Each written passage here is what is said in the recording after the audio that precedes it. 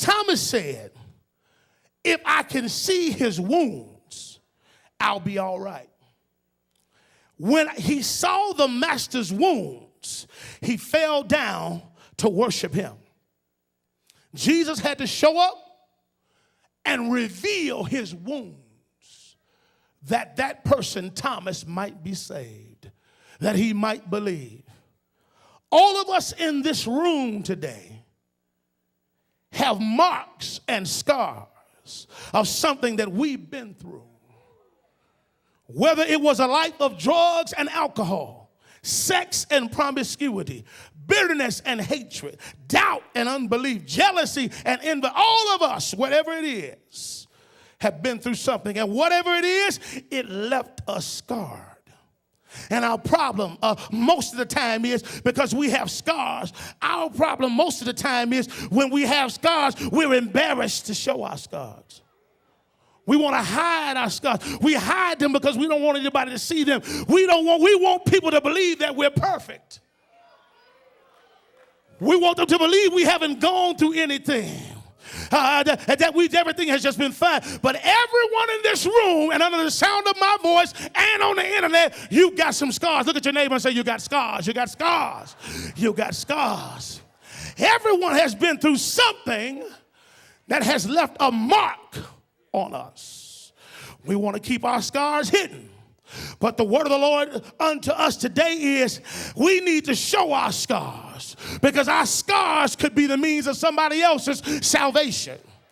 We need to show our wounds because our wounds could be a witness to somebody who's trying to come to Christ. We need to show our marks because our marks could show someone the mercy of the Master. Our tears could convince someone of somebody that we have a testimony of the Lord. We need to show our scars. There are things, so many things that the person who's sitting next to you right now have been through. There's so many experiences that the person that's sitting next to you has experienced that if they began to tell you their story, you wouldn't believe it even though they told you. It would be hard for you to believe how they survived, how they came through. To them, the only proof that they will have that you made it over, that you came through, that you survived, is if you are bold enough and brave enough and humble enough to just pull up your sleeve and show them your scars.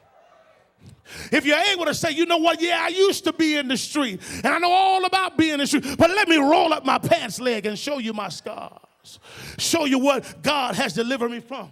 The only way they will know that you made it is when you show them your marks. Look at your neighbor and say, don't be afraid to show your scars. I'm moving. Tell somebody, don't be afraid to show your scars.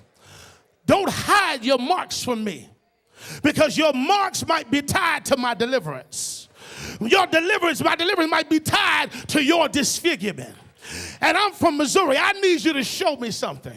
I've been hearing about this Christ, but I haven't really been able to see him. You know, he was alive 2,000 years ago. And I wasn't back there when Thomas said, show me your hands and show me the wound in the side. But I think I can see Jesus living on the inside of you. And I can see that you've got some marks just like Jesus had marks.